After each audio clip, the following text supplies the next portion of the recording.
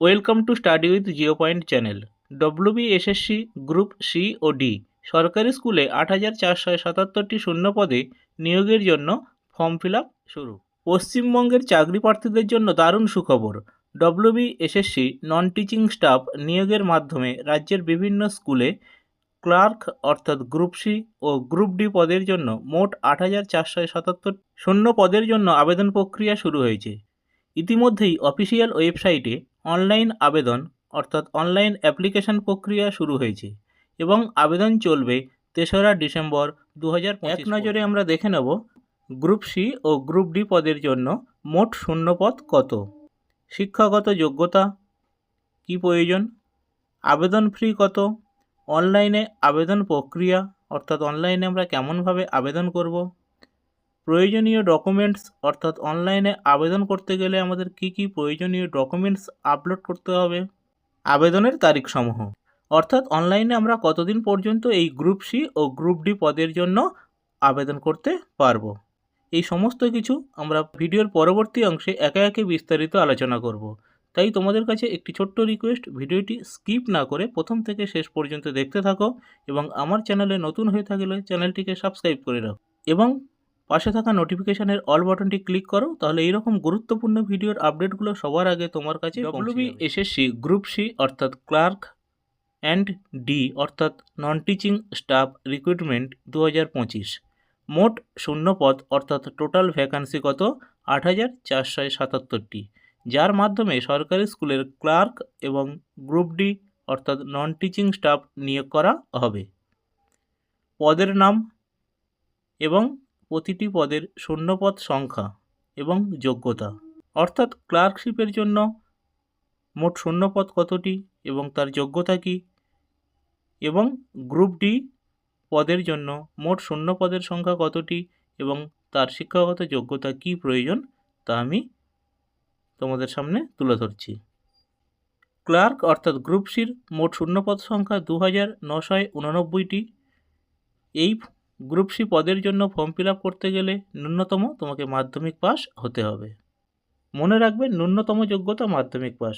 এরপরে যারা উচ্চ মাধ্যমিক, গ্র্যাজুয়েশন, এমএ আরও হায়ার স্টাডি করেছো তারাও অবশ্যই ফর্ম ফিল আপ করতে পারবে। গ্রুপ ডি পদের জন্য মোট শূন্য পদের সংখ্যা 5,488টি। এই গ্রুপ ডি পদের জন্য শিক্ষাগত যোগ্যতা কী প্রয়োজন? ন্যূনতম ক্লাস 8 পাস হতে হবে। তোমরা যারা হায়ার স্টাডি করেছো তারাও তো অবশ্যই গ্রুপ ডি পদের জন্য আবেদন করতে পারবে। বয়স সীমা অর্থাৎ যে আবেদনকারী আবেদন করবে তার বয়স সীমা কত হওয়া প্রয়োজন এবং বয়স কীভাবে কাউন্টিং করবে। 1 জানুয়ারি 2025 অনুযায়ী ন্যূনতম অর্থাৎ মিনিমাম বয়স হতে হবে 18 বছর এবং সর্বাধিক অর্থাৎ ম্যাক্সিমাম বয়স হতে হবে 40 বছর।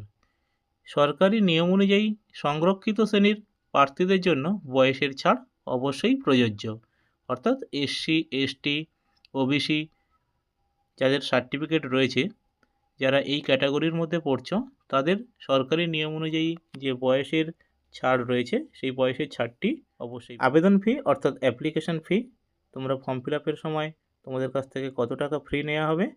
জেনারেল এবং ওবিসিদের জন্য 400 টাকা, এসসি, এসটি, ফিজিক্যাল হ্যান্ডিক্যাপ অর্থাৎ পিএইচদের জন্য 200 টাকা। তারিখ সমূহ অর্থাৎ ফর্ম ফিল আপ কবে থেকে শুরু হয়েছিল এবং কতদিন পর্যন্ত ফর্ম ফিল আপ হবে, লাস্ট তোমরা কোন তারিখ পর্যন্ত ফ্রি অর্থাৎ আবেদনের ফ্রি সাবমিট করতে পারবে। অনলাইন আবেদন শুরু 3 নভেম্বর 2025 অর্থাৎ নভেম্বর মাসের 3 তারিখ থেকে অলরেডি আবেদন প্রক্রিয়া শুরু হয়ে গিয়েছে। যারা এখনও ফর্ম ফিল আপ করোনি তারা নিজেদের সময় মতো ফর্ম ফিল আপ করে নিও লাস্ট ডেটের আগে। অনলাইন আবেদনের বন্ধের তারিখ অর্থাৎ লাস্ট ডেট 3 ডিসেম্বর 2025 বিকাল 5টা পর্যন্ত, অর্থাৎ ডিসেম্বর মাসের 3 তারিখ পর্যন্ত তোমাদের লাস্ট ডেট রয়েছে ফর্ম ফিল আপ করার। অবশ্যই করে টাইমটা দেখে নাও, বিকাল 5টা পর্যন্ত ডিসেম্বর মাসের 3 তারিখ পর্যন্ত তোমরা ফর্ম ফিল আপ করতে পারবে। ফ্রি জমা দেওয়ার শেষ তারিখ অর্থাৎ তোমাদের আবেদন ফ্রি জমা দেওয়ার শেষ তারিখ 3 ডিসেম্বর 2025 রাত 11:59 পর্যন্ত, অর্থাৎ ডিসেম্বর মাসের 3 তারিখে রাত 12টার আগে তোমাদের ফ্রি জমা দিতে হবে। তাহলে তোমাদের ফর্ম ফিল আপটা সম্পূর্ণ হবে। লিখিত পরীক্ষার সম্ভাব্য সময় জানুয়ারি 2026, অর্থাৎ 2026 সালের জানুয়ারি মাসে। নির্দিষ্ট তারিখটি পরে নোটিফিকেশনের মাধ্যমে তোমাদেরকে জানিয়ে দেওয়া হবে। অনলাইন আবেদন প্রক্রিয়া সম্পূর্ণ অনলাইনের মাধ্যমে আপনারা আবেদন করতে পারবেন। এখন তোমরা পরপর দেখে নাও কীভাবে অনলাইনে আবেদন করবে। প্রথমত অফিসিয়াল ওয়েবসাইট, অর্থাৎ ওয়েস্ট বেঙ্গল স্কুল সার্ভিস কমিশনের যে অফিসিয়াল ওয়েবসাইট westbengalssc.com, এই ওয়েবসাইটে তোমাদেরকে প্রবেশ করতে হবে এবং সেখানে অ্যাপ্লাই নাও অপশান নির্বাচন করতে হবে।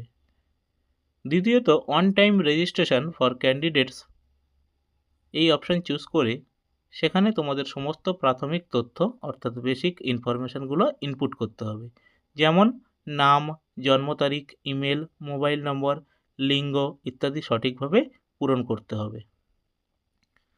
তৃতীয়ত সমস্ত তথ্য যাচাই করে সাবমিট বাটনে ক্লিক করবে।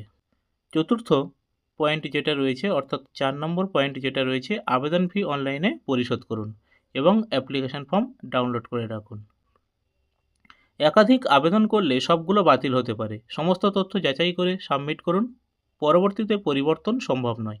তাই সকল আবেদনকারীকে বারবার করে রিকোয়েস্ট করছি, তোমরা ফর্ম ফিল আপের সময় ভালো করে লক্ষ্য রাখবে।